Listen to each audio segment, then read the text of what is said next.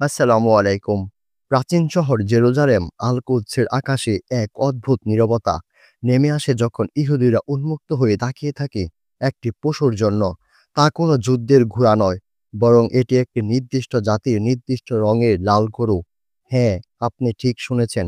একটি লাল গরু যার মাধ্যমে তারা বিশ্বাস করে তাদের হারানো তৃতীয় মন্দির পুনর্নির্মাণ হবে, আর সেই মন্দির গড়লেই তারা প্রস্তুত হবে তাদের মোসায়ের। কিন্তু প্রশ্ন হলো, এই মেসা কি আসলে আল্লাহর প্রেরিত কেউ, নাকি এই মেসাই হবে সেই ভয়ঙ্কর ফিতনা যাকে মুসলমানরা চিনে দাজ্জাল নামে? স্বাগত জানাই আপনাকে আলোর আকাশ, একটি এমন অডিও বুক প্ল্যাটফর্ম যেখানে শব্দ নয়, হৃদয় কথা বলে। আমরা বলি সেই ইতিহাস যা চাপা পড়ে আছে ক্ষমতার নিচে আর জেগে আছে হাদিসের আলোয়। দাজ্জাল এটা কোনো কাল্পনিক চরিত্র নয়, সে একজন বাস্তব হুমকি, যার আগমনের পূর্ব শর্তগুলো আজ আমরা চোখের সামনে দেখতে পাচ্ছি। তাদের অন্যতম প্রধান আকীদা হলো লাল গরু বা রেড রেফার। ইহুদি বিশ্বাস অনুযায়ী একটি পরিপূর্ণ লাল গরুকে কুরবানির মাধ্যমে তারা তাদের অপবিত্রতা দূর করবে, যার পরে তারা উঠতে পারবে সেই পবিত্র মাউন্টে, মুসলমানদের আল আকসা মসজিদ। তাদের বিশ্বাস তৃতীয় মন্দির নির্মাণ হলেই তাদের মেসায়া তথাকথিত মুক্তিদাতা জেরুজালেমে আগমন করবে এবং সে সারা বিশ্ব শাসন করবে। কিন্তু আমাদের নবী হযরত মুহাম্মদ সাল্লাল্লাহু আলাইহি ওয়াসাল্লাম ভবিষ্যদ্বাণী করেছেন, এই মেসায়া আসলে একজন প্রতারক দাজ্জাল। রাসূলুল্লাহ সাল্লাল্লাহু আলাইহি সাল্লাম বলেন, যে ব্যক্তি দাজ্জালের কথা শুনবে সে যেন তার থেকে দূরে থাকে, কারণ মানুষ ভাববে যে সত্য বলছে, অথচ সে হবে এক প্রবল প্রতারক। সহিহ মুসলিম 2933। প্রিয় শ্রোতা, এখন প্রশ্ন হচ্ছে, এই লাল গরু আসলে কি? কেন এটি দাজ্জালের আগমনের জন্য এত গুরুত্বপূর্ণ? ইহুদি ধর্মশাস্ত্র নাম্বারস অনুসারে লাল গরু হতে হবে এমন যার গায়ে একটিও সাদা বা কালো পশম থাকবে না, কখনো জোয়ালের নিচে যাবে না, একেবারে বিশুদ্ধ এবং নিখুঁত। এবং আশ্চর্যের বিষয়, ইসরায়েল বহু বছর পর এমন একটি গরু আমেরিকা থেকে এনে হাজির করেছে। 2024 সাল এমন 5টি লাল গরু সরাসরি নিয়ে যাওয়া হয় ইসরায়েলে, যা ইহুদি ধর্মের কর্তৃপক্ষের মানদণ্ড অনুযায়ী পবিত্র বলে বিবেচিত হয়। প্রিয় ভাই ও বোনেরা, আপনি কি বুঝতে পারছেন কোরবানির পশুর আড়ালে কি ভয়ঙ্কর পরিকল্পনা চলছে? এটি শুধু একটি ধর্মীয় রীতিনীতির প্রশ্ন নয়, এটা মুসলিম বিশ্বের কেন্দ্রস্থল আল আকসা মসজিদ ধ্বংসের পরিকল্পনা অংশমাত্র। তাদের পরিকল্পনা লাল গরু জবাই, আল আকসা মসজিদ ভেঙে ফেলা এবং তৃতীয় মন্দির বা থার্ড টেম্পল নির্মাণ করা। আর সেই মন্দিরে বসানো হবে সেই মানুষটিকে যে নিজেকে ঈশ্বর বলে দাবি করবে। আর মুসলমানদের জন্য হবে সবচেয়ে বড় ফিতনা। সবচেয়ে বড় ফিতনার শুরু এই পৃথিবীর ইতিহাসে। কিছু যুদ্ধ অস্ত্র দিয়ে হয়, আর কিছু যুদ্ধ হয় বিশ্বাস দিয়ে। চুপচাপ এক অদৃশ্য আক্রমণ, যেখানে চিন্তা চেতনা হয়ে ওঠে প্রধান অস্ত্র। লাল গরু বা রেড হেডার এই নামটি এখন শুধু ধর্মীয় ব্যাখ্যা সীমাবদ্ধ নয়, এটি হয়ে উঠেছে এক বিশ্ব রাজনৈতিক ও আধ্যাত্মিক ষড়যন্ত্রের প্রতীক। ইহুদি যাতে বিশ্বাস করে তাদের চূড়ান্ত এবং মুক্তি আসবে যখন তারা তৃতীয় মন্দির বা থার্ড টেম্পল নির্মাণ করতে পারবে।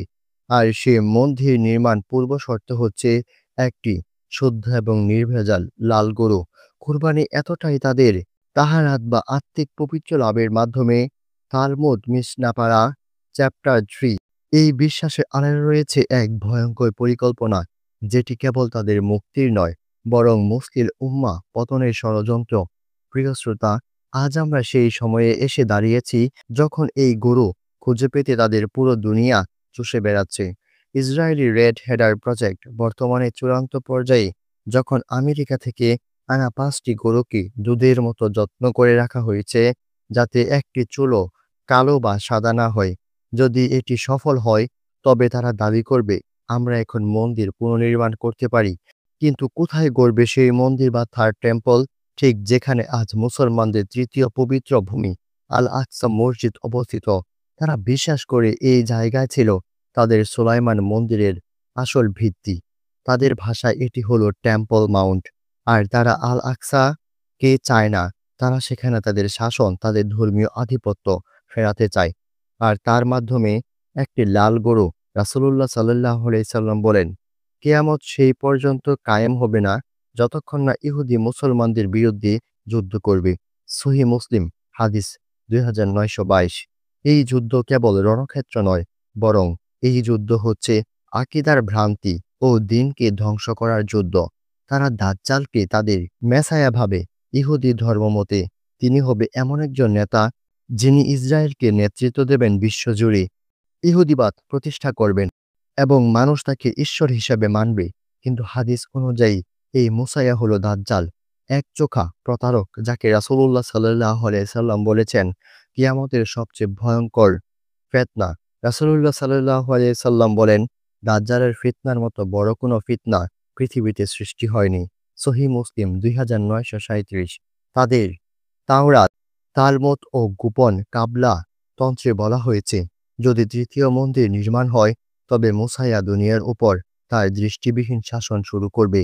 আর এই অসংখ্য প্রজেক্টের পিছনে রয়েছে অসংখ্য মার্কিন, ইসরায়েল, থিঙ্ক ট্যাঙ্ক, মিডিয়া, প্রচারণা এবং গোপন ফাইন্ডিং, এমনকি ধর্মনিরপেক্ষ রাষ্ট্রগুলোর ভেতরও ঢুকে যাওয়া বিশ্বাসী সংগঠন। তারা মুসলমানদের ভেতর থেকে বিভেদ সৃষ্টি করে, তাদের আকীদা দুর্বল করে আর দাজ্জালের মাটি তৈরির জন্য রাস্তা পরিষ্কার করে দিচ্ছে।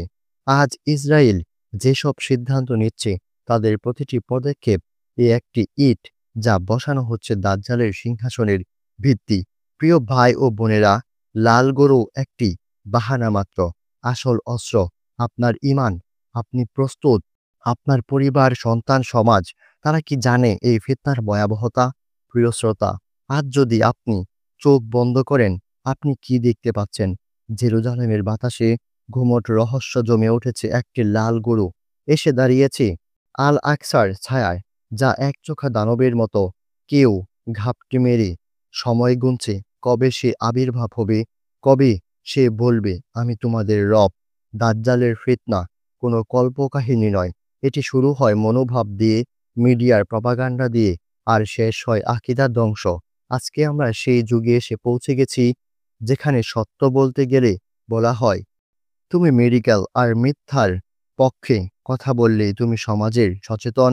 আজকের সমাজে হারামকে বলা হচ্ছে হালাল, ফিতনাকে বলা হচ্ছে ফ্যাশন, ইসলামকে বলা হচ্ছে রক্ষণশীলতা, আর ইমানদারকে বানানো হচ্ছে সন্ত্রাসী। দাজ্জালের সৈনিকরা আজই মাঠে নেমে গেছে। তারা ইসলামের ভেতর থেকেই তৈরি করেছে বিভ্রান্তি। তারা এমন জ্ঞান দিচ্ছে যা দুনিয়ার সেন্ট্রিক। তারা বলছে সব ধর্ম সমান, সব পথ সত্য পৌঁছায়। কিন্তু রাসূলুল্লাহ সাল্লাল্লাহু আলাইহি সাল্লাম কি আমাদের এটা শিখিয়েছেন? রাসূলুল্লাহ সাল্লাল্লাহু আলাইহি সাল্লাম বলেন, তোমরা যদি দাজ্জালকে পেয়ে যাও তবে দূরে থাকো। তুমি ভাবো সে সত্য বলছে, অথচ সে সর্বশ্রেষ্ঠ প্রতারক। সহিহ মুসলিম 2933। তাহলে আমরা এখন কি করব? আমরা প্রস্তুত হব এমনভাবে যেমন সাহাবীরা প্রস্তুত ছিলেন বদরের জন্য। আমরা ঈমানকে শক্ত করব, আমাদের সন্তানকে শিখাবো দুনিয়া নয় আখিরাত বড়, টাকা নয় তাকওয়া বড়, আল্লাহ ছাড়া আর কেউ ঈশ্বর নয়। কিন্তু মনে রাখুন, এই লড়াই তলোয়ারের নয়, আকীদা রক্ষার যুদ্ধ। দাজ্জালের আগমনের জন্য লাল গরু একটি সিম্বল, একটি চিহ্ন, একটি পূর্ণতা, একটি অনুমতি যা বলছে প্রস্তুত। এখন শুধু তোমাদের ঘুম ভাঙা দরকার। প্রিয় ভাই ও বোনেরা, আজ যদি আপনি মনে করেন এই অন্ধকার আপনাকেও ছুঁয়ে ফেলছে, এই সময় দরকার সত্য কণ্ঠের, যেখানে বলা হবে আল্লাহ আমাদের রব, মুহাম্মদ সাল্লাল্লাহু আলাইহি সাল্লাম আমাদের রাসূল। আর কেউ হোক না যত বড়, সে আমাদের সামনে মাথা নত করবে না। তাই বলছি, এই আলো যদি আপনাকে জাগিয়ে তোলে, তাহলে আলোর আকাশের সাথেই থাকুন। আমাদের চ্যানেলটি সাবস্ক্রাইব করুন এবং আমাদের সাথে যুক্ত হয়ে যান। ধন্যবাদ সকলকে। সবাই ভালো থাকবেন। আল্লাহ হাফেজ।